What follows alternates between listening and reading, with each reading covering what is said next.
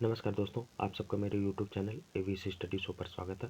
साथियों, आज से हम राजनीतिक सिद्धांत के श्रृंखला में देखेंगे संप्रभुता एवं बहुलवाद को। तो चलिए साथियों, देर न करते हुए आज के इस सेशन की शुरुआत करते हैं। और आप सबके सामने पहला सवाल है कि कौन सी विधि राष्ट्र के मौलिक विधि के रूप में मानी जाती है? आम विधि, संवैधानिक विधि, साधारण विधि, लोक विधि। तो इसका सही जवाब हो जाएगा साथियों संवैधानिक विधि। इसकी व्याख्या देख लीजिए। संवैधानिक विधि राष्ट्र की मौलिक विधि के रूप में मानी जाती है। ब्राइस ने कहा है कि संविधान उस जीवन पद्धति का प्रतीक होता है जो किसी राज्य द्वारा अपने लिए अपनाई जाती है। अब देखते हैं क्वेश्चन नंबर 2। क्वेश्चन नंबर 2 है कि किस प्रकार की सरकार में संप्रभुता जनता में निहित होती है? राजतंत्र, जनतंत्र, अधिनायक तंत्र या अभिजात तंत्र। तो इसका सही जवाब हो जाएगा साथियों जनतंत्र। व्याख्या देख लीजिए। जनतंत्र या इसी को लोकतंत्र या प्रजातंत्र भी कहते हैं में सरकार में संप्रभुता जनता में निहित होती है। जनतंत्र एक ऐसी शासन पद्धति है जिसमें जनता के हाथों में अंतिम और निर्णायक शक्ति होती है और वह प्रतिनिधियों के माध्यम से सरकार का निर्माण करती है। अब देखते हैं साथियों क्वेश्चन नंबर 3। देखिए, क्वेश्चन नंबर 3 में पूछा गया है कि शक्ति का स्थानांतरण हो सकता है न कि इच्छा का, जो कि संप्रभु होती है। किसने कहा है? हॉब्स, बोदा, रूसो या ऑस्टिन। तो ये बोले हैं साथियों रूसो।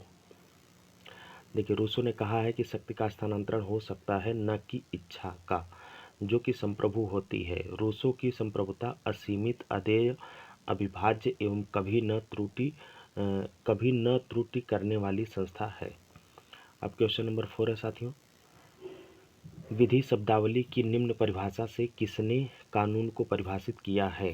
कानून संप्रभु की इच्छा का आदेश के समान अभिव्यक्तिकरण है जिसके राजनीतिक समाज के सदस्य उसका स्वाभाविक अनुपालन करते हैं। ये बात किसने बोली है? मिल ने या बेंथम ने या लॉक ने या हीगल ने। तो इसका सही जवाब है साथियों, ये बोले हैं बेंथम। देखिए, जेरमी बेंथम ने कानून को परिभाषित करते हुए कहा कि यह संप्रभु की इच्छा का आदेश है जिसका पालन राजनीतिक समाज के सदस्य स्वाभाविक रूप से करते हैं। उनका यह दृष्टिकोण कानूनी प्रत्यक्षवाद की मूल अवधारणा है जिसमें कानून की वैधता उसके नैतिक आधार पर नहीं बल्कि विधिक प्राधिकार से उत्पन्न होने पर निर्भर करती है। अब अगला सवाल साथियों क्वेश्चन नंबर 5।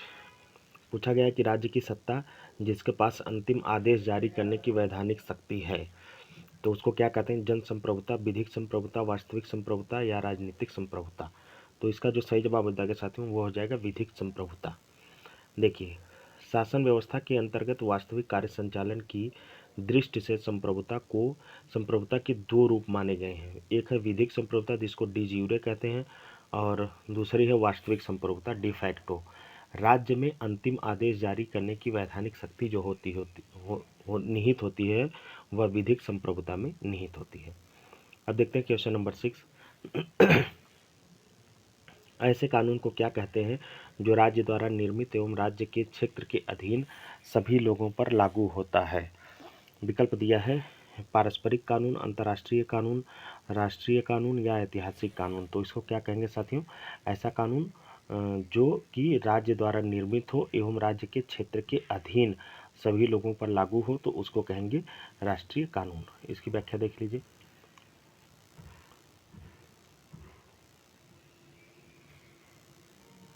देख दिया है राज्य द्वारा निर्मित तथा उसके प्रादेशिक क्षेत्राधिकार में रहने वाले लोगों पर लागू होने वाले कानून को राष्ट्रीय कानून कहा जाता है। यह राज्य में रहने वाले लोगों के निजी एवं सार्वजनिक संबंधों का निर्धारण करता है। अब क्वेश्चन नंबर 7 है साथियों। किसने कहा कि जहां कानून नहीं वहां स्वतंत्रता नहीं? Hobbes, T H. ग्रीन, लॉक या जे.एस. मिल। तो यह कथन है साथियों लॉक का। लॉक ने इसे कहा है। देखिए, जॉन लॉक ने प्रसिद्ध पुस्तक सेकंड ट्रीटाइज ऑफ गवर्नमेंट में कानून और स्वतंत्रता के पारस्परिक संबंध को स्पष्ट करते हुए कहा कि कानून के अभाव में स्वतंत्रता का अस्तित्व असंभव नहीं है। क्या कहा? कि कानून के अभाव में स्वतंत्रता का अस्तित्व संभव नहीं है। आगे वे लिखते हैं कि स्वतंत्रता के लिए आवश्यक है कि बाधाएं, हिंसा और अन्य कारक मार्ग में अवरोध न उत्पन्न करें। अब देखते हैं साथियों क्वेश्चन नंबर 8 क्या दिया है। यह कथन किसने कहा है कि कानून न केवल जनमत के आधार पर बने बल्कि कानून जनमत के आगे आगे भी चले।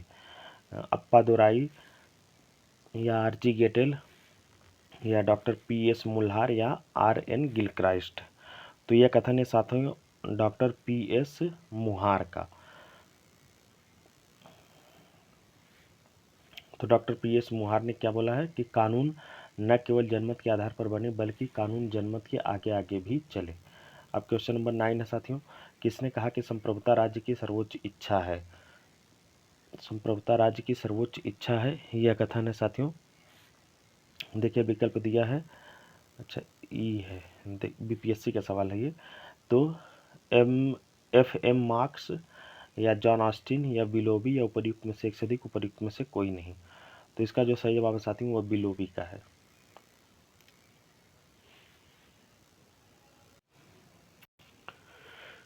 देखिए अमेरिकी राजनीतिक वैज्ञानिक बिलोबी ने कहा था कि संप्रभुता राज्य की सर्वोच्च इच्छा है। उनके अनुसार संप्रभुता वह अंतिम शक्ति है जो राज्य के भीतर सभी व्यक्तियों और संस्थाओं पर सर्वोच्च अधिकार रखती है और जिसे किसी बाहरी शक्ति के अधीन नहीं होना चाहिए। बिलोबी का यह दृष्टिकोण राज्य की पूर्ण स्वतंत्रता और अधिकार के सिद्धांत को स्पष्ट करता है, जो आधुनिक राजनीतिक विज्ञान में एक महत्वपूर्ण अवधारणा है। अब देखते हैं साथी क्वेश्चन नंबर 10। क्वेश्चन नंबर 10 पूछा है कि किसके अनुसार कानून बाह्य कार्यों के वे सामान्य नियम हैं जिन्हें प्रभुत्व संपन्न राजनीतिक सत्ता लागू करती है। पूछ रहा है कि कानून किसके अनुसार कानून बाह्य कार्यों के वे सामान्य नियम हैं जिन्हें प्रभुत्व संपन्न राजनीतिक सत्ता लागू करती है। सालमंड, ऑस्टिन, डायसी या हॉलैंड। तो इसका सही जवाब है साथियों हॉलैंड। इसकी व्याख्या देख लीजिए। देखिए टी.ई. हॉलैंड ने अपनी मुख्य कृति द एलिमेंट्स ऑफ जूरिस्प्रूडेंस के अंतर्गत कानून की परिभाषा के साथ ही साथ कानून के मूल स्रोतों का भी उल्लेख किया है। उनके अनुसार कानून बाह्य कार्यों के वे सामान्य नियम हैं जिन्हें प्रभुत्व संपन्न राजनीतिक सत्ता लागू करती है। अब क्वेश्चन नंबर 11 है साथियों, विधिक या जिसको डी ज्यूरे कहेंगे सर्वसत्ता का मतलब है एक व्यक्ति को शासन करने का और आज्ञाकारिता वश में रखने का कानूनी अधिकार, और दूसरा है कि संसद द्वारा प्राधिकृत व्यक्ति द्वारा देश का शासन, और तीसरा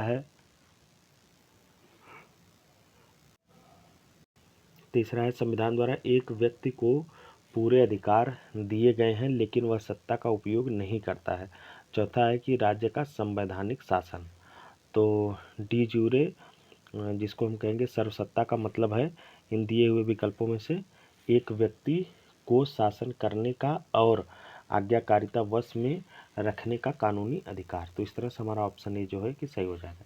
देखिए विधिक प्रभुसत्ता उस व्यक्ति में मानी जाती है जो कानूनी दृष्टि से प्रभुसत्ता का अधिकारी है। संपूर्ण राज्य के कार्य और शासन का संचालन ऐसे व्यक्ति के प्राधिकार से ही संपन्न होते हैं, परंतु कभी-कभी ऐसा भी होता है कि विधिक रूप से सत्ता किसी को प्रदान की गई हो लेकिन सत्ता का वास्तविक प्रयोग कोई अन्य व्यक्ति कर रहा हो। अब क्वेश्चन नंबर 12 है, कानूनी अधिसत्ता की संकल्पना पहली बार किसने प्रस्तुत की। कानूनी अधिसत्ता की संकल्पना पहली बार किसने प्रस्तुत की, हॉब्स, रूसो, लॉक या टी.एच. ग्रीन। तो इसका सही जवाब हो जाएगा साथियों हॉब्स। हॉब्स को कानूनी राजदर्शन का जन्मदाता कहा जाता है। उसने ही राज्य की बाध्यकारी शक्ति के रूप में कानूनी संप्रभुता को पहली बार प्रस्तुत किया। बेंथम और ऑस्टिन ने कानूनी संप्रभुता की आधारशिला मानकर अपने अपने सिद्धांतों को स्थापित किया। अब देखते हैं क्वेश्चन नंबर 13, कानून संप्रभुता का एक आदेश है, यह कथन किसका है, लॉस्की, ऑस्टिन, बेंथम या डायसी। तो कानून संप्रभुता का आदेश है, यह कथन है साथियों ऑस्टिन का। देखिए जॉन ऑस्टिन ने अपने प्रसिद्ध पुस्तक लेक्चर्स ऑन जूरिस्प्रूडेंस में सकारात्मक कानून की व्याख्या करते हुए कहा कि कानून संप्रभु का आदेश है। उन्होंने प्राकृतिक कानून और दैवीय कानून का खंडन करते हुए कहा कि कानून ऐसे नियमों को ही माना जा सकता है जिसमें निम्न विशेषताएं हों। तो कौन कौन सी विशेषताएं? पहला, कि इसकी उत्पत्ति ऐसे स्रोत से होनी चाहिए जो निर्णय करने में समर्थ हो। दूसरा, इसमें किसी आदेश की अभिव्यक्ति होनी चाहिए। तीसरा है कि यह प्रामाणिक होना चाहिए, अर्थात इसका उल्लंघन करने पर दंड का विधान होना चाहिए। तो ये थे क्वेश्चन नंबर 13। अब देखते हैं क्वेश्चन नंबर 14 क्या पूछा गया है। क्वेश्चन नंबर 14 है साथियों कि ऑस्टिन ने अपनी किस पुस्तक में संप्रभुता के सिद्धांत की व्याख्या की है? Politics, civil government, social contract, lectures on jurisprudence. तो अभी हमने बताया साथियों इस व्याख्या में दिया हुआ, तो लेक्चर्स ऑन जूरिस्प्रूडेंस सही है। देखिए, ब्रिटिश विधिशास्त्री ऑस्टिन ने अपनी प्रसिद्ध पुस्तक लेक्चर्स ऑन जूरिस्प्रूडेंस में प्रभुसत्ता के सिद्धांत की व्याख्या किया है। अब क्वेश्चन नंबर 15 देखते हैं। अतः प्रकृति का कानून उचित तर्क का आदेश है, किसने कहा है? अरस्तु, संत थॉमस एक्विनास, स्पेंसर या हॉब्स? तो इसका सही जवाब हो जाएगा साथियों हॉब्स। देखिए, थॉमस हॉब्स के अनुसार प्रकृति के कानून बुद्धि द्वारा खोजा गया प्रत्यादेश है जिसे लोग प्राकृतिक अवस्था में जीवन की सुरक्षा के लिए आवश्यक मानते हैं। हॉब्स का मानना था कि प्राकृतिक कानून राज्य विहीन अवस्था में भी जीवन के अधिकार को सबसे बड़े मूल्य के रूप में स्थापित करते हैं। अब क्वेश्चन नंबर 16 है। कानून का सर्वाधिक स्वीकृत सिद्धांत है? ऐतिहासिक सिद्धांत, आदेशात्मक सिद्धांत, प्राकृतिक सिद्धांत या समाजशास्त्री सिद्धांत? तो कानून का जो सर्वाधिक स्वीकृत सिद्धांत है वह है साथियों आदेशात्मक सिद्धांत। तो इस तरह से क्वेश्चन नंबर 16 का हमारा जो है वह बी सही हो जाएगा। कानून का आदेशात्मक सिद्धांत सर्वाधिक व्यापक रूप से स्वीकार किया जाता है जिसका समर्थन Bodin, Hobbes, Bentham, John Austin, Grenville Austin और तथा डायसी, एबी डायसी की कृतियों में मिलता है। प्राकृतिक कानून के सिद्धांत से सर्वथा भिन्न यह सिद्धांत सकारात्मक अर्थ में कानून शब्द का प्रयोग करता है। ये सुनिश्चित राजनीतिक सत्ता के आदेश हैं। अब क्वेश्चन नंबर 17 देखते हैं साथियों कि वास्तविक कानून उसका आदेश है जिसे दूसरों को आदेश देने का अधिकार रहता है। कह रहा है कि वास्तविक कानून उसका आदेश है जिसे दूसरों को आदेश देने का अधिकार रहता है। यह कथन किसका है? हॉब्स, लॉक, रूसो या बोदिन का? तो यह कथन है साथियों हॉब्स का कथन है। देखिए, हॉब्स के अनुसार वास्तविक कानून संप्रभुता का आदेश है जिसे बलपूर्वक लागू किया जाता है। प्राकृतिक कानून विवेक का आदेश है जिसका केवल अलंकारिक महत्व है। नागरिक कानून का मूल तत्व यह है कि उसमें आदेश अथवा बल प्रयोग का भाव निहित होता है। अब देखते हैं क्वेश्चन नंबर 18। देखिए 18 में क्या पूछा है कि निम्न में से कौन तत्व राज्य को अन्य समुदायों या संगठनों से अलग करते हैं? भूभाग, प्रशासन, प्रभुसत्ता या जनसंख्या? तो इसका सही जवाब हो जाएगा साथियों प्रभुसत्ता। देखिए, राज्य की आधुनिक अवधारणा के अनुसार राज्य को अन्य मानवीय समुदायों एवं संगठनों से अलग करने वाला तत्व प्रभुसत्ता है, क्योंकि अन्य मानवीय संगठनों के पास राज्य जैसी प्रभुसत्ता का अभाव होता है। राज्य की आधुनिक अवधारणा के अनुसार राज्य के 4 मूल तत्व हैं। पहला कौन सा? जनसंख्या, दूसरा भूभाग, तीसरा सरकार, चौथा है प्रभुसत्ता। प्रभुसत्ता राज्य का अनिवार्य लक्षण है जो अन्य साहचर्यों से उसकी अलग पहचान बनाता है। प्रभुसत्ता राज्य की ऐसी शक्ति है जिसके बल पर वह अपने भूभाग में अपनी जिज्ञासाओं एवं कानूनों का पालन कराता है और विदेशी राज्यों के साथ लेन देन, मैत्री या युद्ध का निर्णय करता है। अब क्वेश्चन नंबर 19 है। कौन सा तत्व राज्य की सर्वोच्च शक्ति के रूप में माना जाता है? राज्य की सर्वोच्च शक्ति के रूप में न्यायतंत्र, क्षेत्र, जनसंख्या या संप्रभुता? तो इसका जो सही जवाब होगा साथियों वो होगा संप्रभुता। देखिए, अब अगला सवाल क्वेश्चन नंबर 20। कौन निम्नलिखित में से कौन सा तत्व राज्य को सर्वोच्च संस्था मानता है? कौन सा तत्व राज्य को सर्वोच्च संस्था मानता है? तो पूछा है, दिया है जनसंख्या, सरकार या संप्रभुता या भूभाग। तो इसका सही जवाब है साथियों संप्रभुता। देखिए राज्य का सबसे महत्वपूर्ण भाग है, तो राज्य का सबसे महत्वपूर्ण भाग भी जो है वो है संप्रभुता होगा चारों में से। देखिए अगला सवाल है कि राज्य का आत्म तत्व किसे माना जाता है, भूभाग, जनसंख्या, सरकार या संप्रभुता। तो राज्य का सबसे महत्वपूर्ण तत्व, अच्छा क्वेश्चन नंबर 22, राज्य का आत्म तत्व किसे माना जाता है, तो यह हो जाएगा संप्रभुता को माना जाता है। अब देखते हैं साथ क्वेश्चन नंबर 21,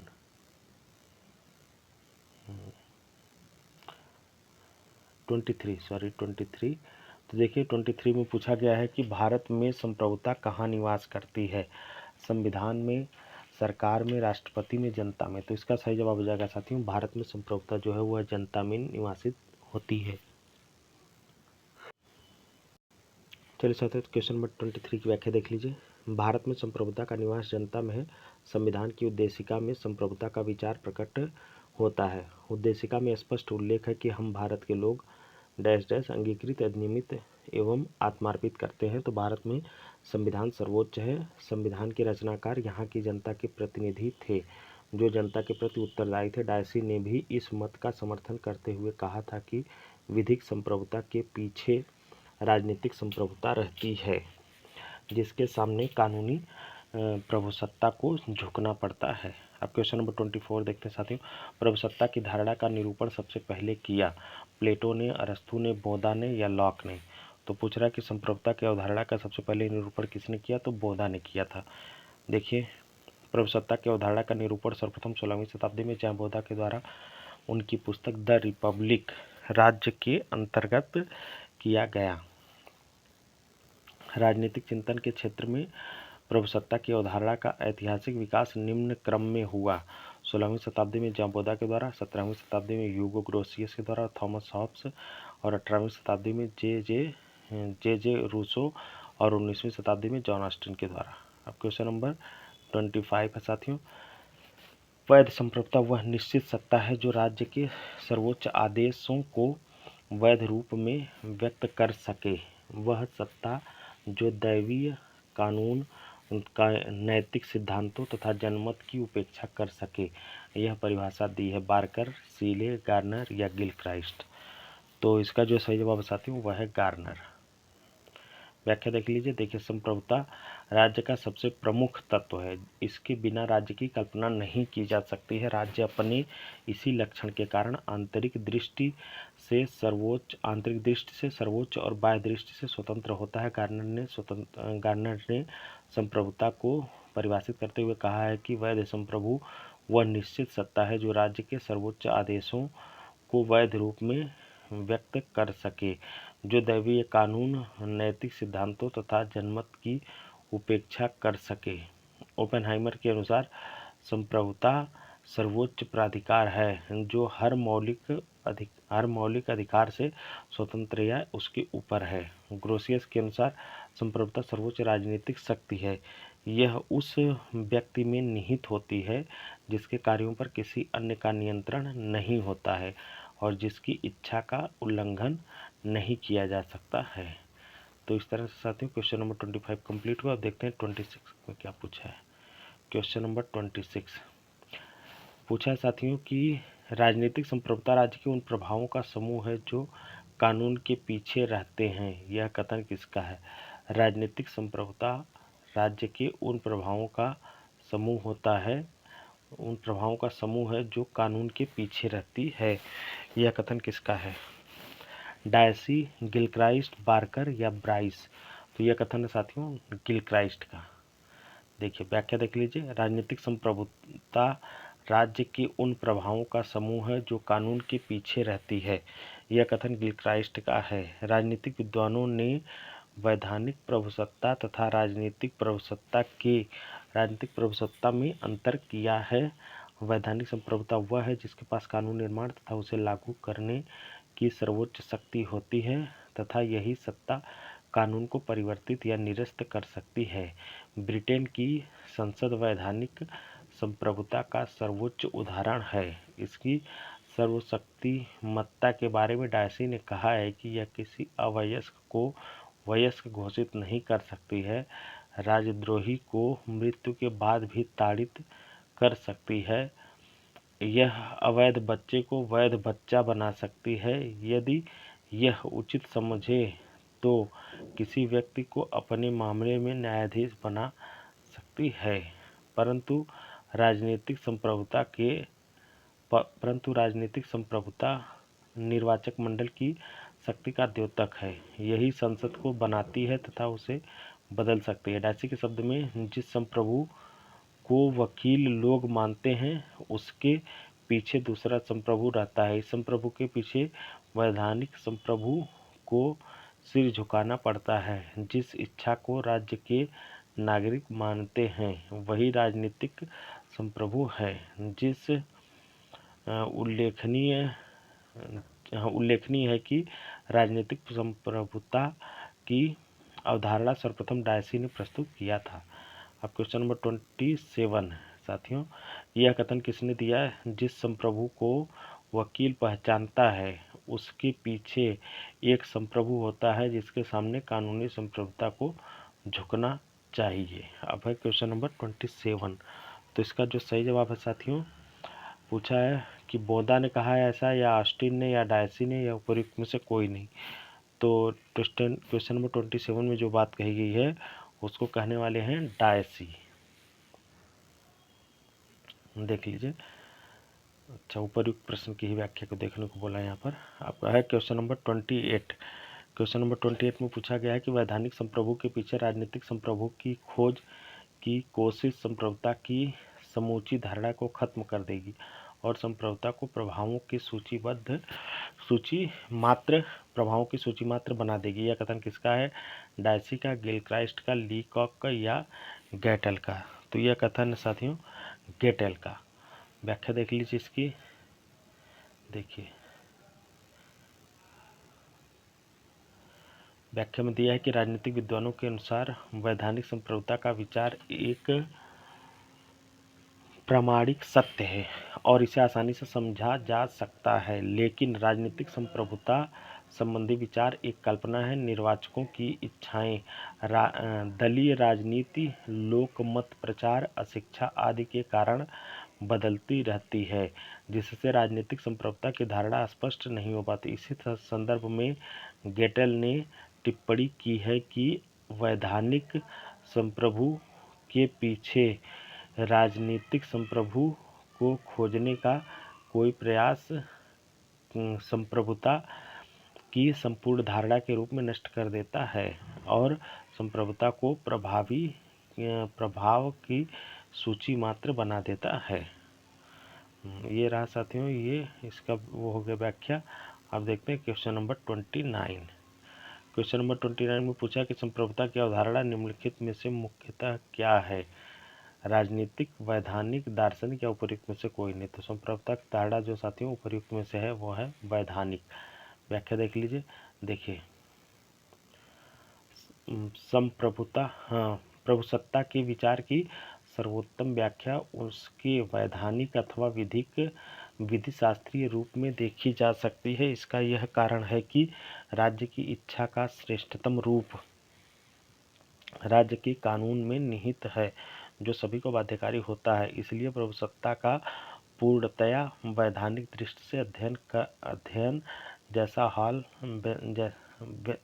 जैसा हॉब्स व बेंथम ने किया है, अपनी विशेष महत्व रखता है। इस संदर्भ में इस शब्द की सर्वोच्च व्याख्या एक अंग्रेज न्यायविद जॉन ऑस्टिन ने प्रस्तुत की, जिसने 1832 ईस्वी में प्रकाशित अपनी रचना the province of jurisprudence determined में की है।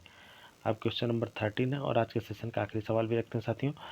क्वेश्चन नंबर 13 में पूछा गया है कि स्वयं पर, स्वयं के शरीर और मस्तिष्क पर व्यक्ति संप्रभु है। यह वक्तव्य है जेरेमी बेंथम का, रूसो का, जॉन ऑस्टिन का या जॉन स्टुअर्ट मिल का? तो इसका जो सही जवाब है साथियों वो हो जाएगा क्वेश्चन नंबर 30 का जॉर्ज स्टुअर्ट मिल। व्याख्या देख लीजिए। देखिए, उपयोगितावादी विचारक जे.एस. मिल ने अपने निबंध ऑन लिबर्टी में स्वतंत्रता संबंधी विचार का वर्णन किया है। वह स्वतंत्रता के दो रूप बताता है, एक स्वयं पोषी तथा दूसरा परपोषी संबंधी स्वतंत्रता के विषय में मिल कहता है कि इस पर राज्य को कोई निर्णय नहीं लगाना चाहिए, क्योंकि स्वयं के शरीर और मस्तिष्क पर व्यक्ति संप्रभु है। पर संबंधी संप्रभुता में वह राज्य के हस्तक्षेप की अनुमति देता है। स्व संबंधी स्वतंत्रता का वर्णन